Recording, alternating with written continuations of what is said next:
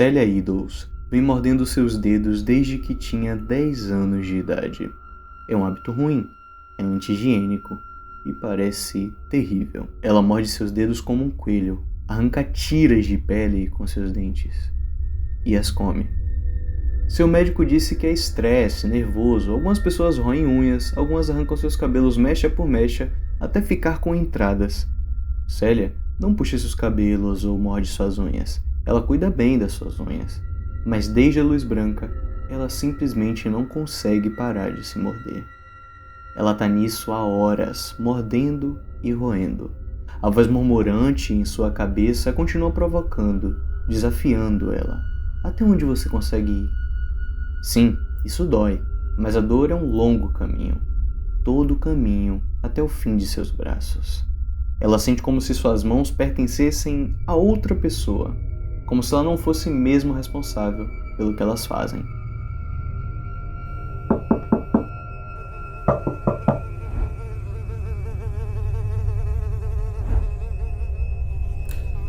Joey? Hey, e então, posso entrar ou não? Desculpe, acho que me esqueci que você estava vindo pra cá. Eu estou meio ocupada. E então, qual é a dessas luvas? As luvas? Elas são da minha mãe. Você gostou delas? Sim, eu acho. São luvas de ópera. Garotas usam elas para ir à ópera.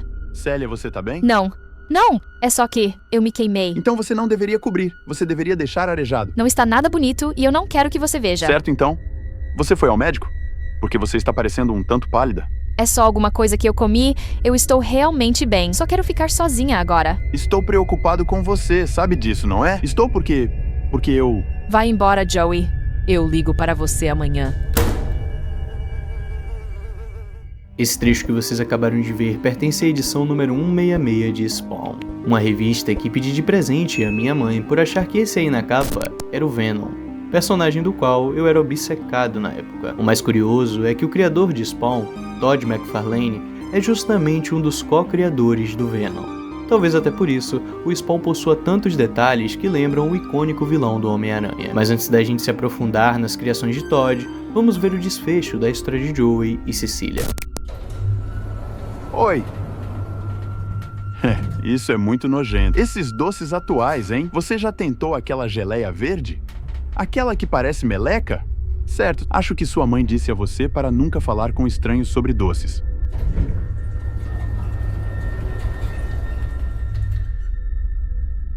Jesus, este lugar está indo para o inferno. Célia, você está aí?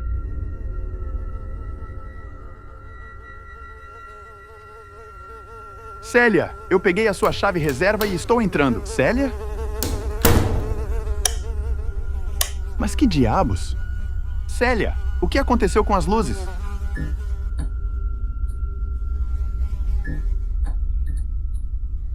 Me diga, Célia, o que está havendo? Você não deveria ter vindo aqui, Joey. Eu fiz uma coisa. Meu Deus, oh meu Deus, o que você fez? Se ela gostar mais de mim. Não importa o que você tenha feito, Célia. Eu te amo. Isso é o que eu vim te dizer. Eu te amo. Não importa o que houver. Eu não podia parar. Eu tinha que ver o que havia por baixo. E é desse jeito sinistro que esse quadrinho se encerra. Na época, eu fiquei extremamente em choque, não só por não ser um quadrinho do Venom, é claro, mas pela presença de todo aquele conteúdo sombrio, explícito e violento. Era a primeira vez que eu me deparava com um quadrinho assim, e eu nem sabia que isso era possível. Como eu já citei em outros vídeos aqui do canal, eu não ganhava muitas histórias em quadrinhos e quando eu podia escolher, vocês já sabem, eu sempre acabava optando pelas do Homem-Aranha e pelas do Batman, que não possuíam nem de longe essa temática de horror. Por conta disso, eu fiquei extremamente intrigado para saber mais sobre Spawn e sobre aquele universo sobrenatural de quadrinhos, que me traumatizou, mas também me despertou o fascínio pelo mundo do horror. Estamos falando de Spawn, o Soldado do Inferno.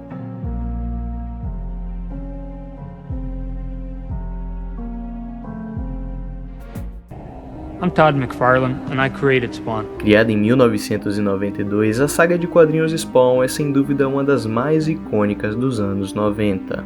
A mistura de ação sobrenatural, horror e crítica social tornou dessa série de quadrinhos uma das mais queridas do cenário independente, se tornando a HQ independente mais longeva de todas, sendo publicada até os dias de hoje. Mas antes de falar sobre o grande protagonista dessa história, vamos dar uma rápida passagem pela história de Todd até o momento em que ele decide criar essa HQ autoral. Todd McFarlane sempre desenhou desde os seus 5 anos de idade e passou a sua adolescência sonhando com a oportunidade de trabalhar com quadrinhos de heróis. Todd inicia sua carreira dentro da indústria por meados de 1984, quando ele realiza pequenos trabalhos para DC e outras editoras menores, já fazendo um pouco de barulho que o ajuda a despertar a atenção da Marvel, que em 1987 decide dar a ele a oportunidade de ilustrar um dos seus grandes heróis, o incrível Hulk. Desenhando o gigante Esmeralda, ele começa a experimentar poses mais ousadas, mas ainda levemente contido, afinal existia uma certa norma da Marvel em seguir todo o padrão que foi estabelecido pelo Steve Ditko e pelo Stan Lee. A galera da época pirou na forma como Todd desenhava os músculos do Hulk. Ele tinha um desenho mais visceral, sabe? O Todd nunca foi um grande estudioso da anatomia, por assim dizer. Ele colocava músculos até onde não existia nos seus personagens, mas a galera dos anos 90 amava isso. Com esse barulho, o Todd começou ali a já criar uma base fiel de fãs do seu traço, que viriam a ser bem importante mais pra frente. Em 1988, ele assume como desenhista regular do Homem-Aranha, sendo um dos ilustradores mais importantes no quesito inovação visual para o herói. Até aquele período, os ilustradores eram muito presos ao jeito clássico de se representar o Homem-Aranha. Steve Ditko houvera criado o personagem lá em 1962 e durante a década de 70, o John Romita Pai consolidou o que seria copiado por todos que viriam depois dele. O grande visual clássico, mais icônico quando você pensa no Homem-Aranha, esse é o Homem-Aranha de John Romita Pai. Ele criou esse jeito clássico do herói. E durante décadas de história do Teioso, os artistas pareciam ter medo de mexer no legado deixado por esses caras.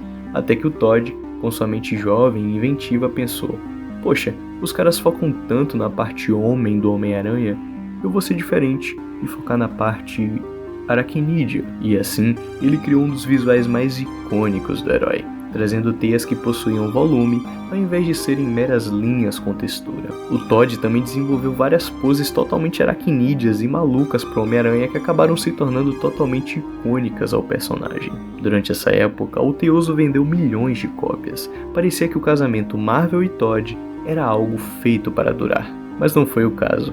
Todd sentia que não era valorizado como deveria e nunca tinha a liberdade criativa que queria. Ele não achava isso justo. Afinal, era graças às ilustrações inventivas dele que a Marvel tinha faturado milhões de dólares em vendas com o Homem-Aranha. A Marvel leiloava esboços dele sem o consultar, se negava a passar porcentagens justas de venda. E isso tudo motivou Todd a abandonar a editora e fundar a sua própria, junto de alguns outros grandes nomes na época. Esse era o início da Image Comics, casa de grandes nomes que você deve conhecer, como Invencível, The Walking Dead, Savage Dragon, Youngblood e o nosso grande Spawn. A fundação da Image Comics foi uma parada nunca antes vista na indústria, mas isso é tema para outro vídeo. Fato é que na Image, Todd finalmente teve a liberdade de dar vida ao Spawn, personagem que ele houvera criado quando tinha apenas 16 anos de idade. No começo, ele escrevia as histórias, mas o próprio Todd admite que o lance dele nunca foi escrever.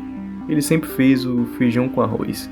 O que ele gostava mesmo é de ilustrar o que vinha à mente. E se o roteiro precisasse existir apenas para que fosse possível ele rabiscar o que ele queria, que assim fosse. Para isso, ele trabalhou com nomes como Alan Moore, Neil Gaiman, Frank Miller, Grant Morrison, dentre outros. Grandes lendas da indústria já deram a sua parcela de contribuição à história de Spawn, que por conta disso, acabou se tornando um universo muito rico ao longo dos anos. E por falar em história, agora que você já sabe sobre a jornada de seu criador McFarlane, vamos então contar o enredo de Spawn. Enredo esse que eu passei anos curioso para descobrir depois de ler a revista traumática lá do início do vídeo. Spawn tem como seu protagonista o ex-soldado e agente da CIA Paul Simmons, que após ser traído e assassinado pelo seu próprio chefe, vai parar no inferno. onde faz um acordo com o demônio Malbodia em troca de poder e em troca de rever a sua esposa Wanda, da qual ele sentia muita falta. Ele então retorna à Terra como um Hellspawn, um soldado do inferno. Ele volta à vida, desfigurado, com memórias fragmentadas e um uniforme vivo, feito de necroplasma, o que lhe confere habilidades sobrenaturais. E aqui eu quero destacar bastante o visual insano que o Spawn tem. É muito sinistro e bem a cara dos anos 90. Enquanto foi ilustrador do Homem-Aranha, uma das coisas mais legais nos desenhos do Todd era a forma como ele representava as teias atravessando os limites dos quadrinhos, como se fossem grudar na cara do leitor, gerando não só profundidade, mas também uma sensação imersiva muito grande. E isso retorna aqui em Spawn, porém agora com as icônicas correntes do personagem. Elas não respeitam os limites dos quadrinhos, bem como a sua capa vermelha, que é muito icônica. Ao longo do quadrinho, vemos nosso anti-herói lutar contra forças tanto do inferno quanto do céu, que tentam usar ele como peão em uma guerra cósmica sem fim. Na HQ, podemos ver a exploração de temas como a luta entre o livre-arbítrio e o destino, corrupção política e religiosa, violência urbana e desigualdade social, tudo isso como uma constante na trama. O Spawn chegou a ter um filme lá em 1997 que tinha efeitos impressionantes para a época e conseguiu retratar até alguns aspectos da HQ bem interessantes, mas acabou não fazendo jus ao personagem. É um filme que envelheceu muito mal. Tivemos também uma série animada que durou 18 episódios que você pode encontrar lá na HBO Max, e essa sim vale muito a pena vocês verem, porque apesar de adaptar quase nenhuma grande saga dos quadrinhos, afinal foram apenas 18 episódios de um quadrinho que tem mais de 300 edições, ele é um desenho bem fiel, com a pegada no ar de mistério, uma vibe bem adulta, e o sound design, a dublagem dele é muito boa. Eu revi recentemente e vale muito a pena. Recebeu até prêmios na época, se não me engano acho que ganhou um Emmy. No geral, eu tenho muito carinho por esse personagem, porque ele é um anti-herói muito marcante que eu descobri totalmente por acaso durante minha pré-adolescência, e eu acho que nós temos muito pouco em adaptações dele. Ele que mescla essa coisa do horror com a temática de heróis, algo que Hollywood até hoje não soube fazer direito, sabe? E tenta, né? Afinal vamos ter o Clayface em 2026 aí, que eu espero que seja bom. E eu acho que o Spawn receber um novo filme digno, ou uma série, não sei, seria o caminho de dar um novo frescor, sabe, ao gênero de heróis, que tanto sofre com essas adaptações formulaicas e clichês. A última aparição do personagem foi lá numa DLC de Mortal Kombat 11, em 2020. Desde então a gente não teve mais nada do Spawn, mas ele tá por aí, tá sempre por aí, ele tem muitos fãs ao redor do mundo e o quadrinho segue em publicação. Mas eu tenho fé que um dia os fãs irão receber uma adaptação bacana dele, afinal nós tivemos Invencível, né, que fez um baita sucesso, e depois de Invencível a Image Comics ganhou uma visibilidade bacana nas suas franquias, e eu creio que isso possa impactar positivamente num possível retorno do nosso Soldado do Inferno. Mas é isso. Deixem nos comentários o que você achou desse meu relato pessoal, de como eu conheci o universo do Spawn, e me conta se você já conhecia ele, o que você achou da história dele, se deu vontade de conhecer mais. Se vocês derem bastante like, eu prometo que eu vou trazer mais conteúdo do personagem aqui pro canal, até porque me marcou lá na infância, mas eu nunca tive a oportunidade de ler a fundo os quadrinhos do Spawn, e é algo que eu tô fazendo por agora, tô correndo atrás de ver a história toda, até para entender, né, o que estava acontecendo ali com a Cecília e o Joel naquela edição 166. Porque até hoje eu não sei, cara. Eu não cheguei nessa parte em Spawn. Então você pensa aí que é uma história que me fez conhecer o personagem até hoje.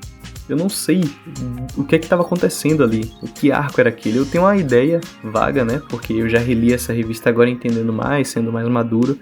Mas eu não tenho o contexto por trás. Mas eu vou trazer mais coisa de Spawn aqui pro canal se vocês curtirem esse vídeo. Mas é isso. Muito obrigado aos quase 270 inscritos, cuidado com os contratos que você assina e um forte abraço. Até a próxima.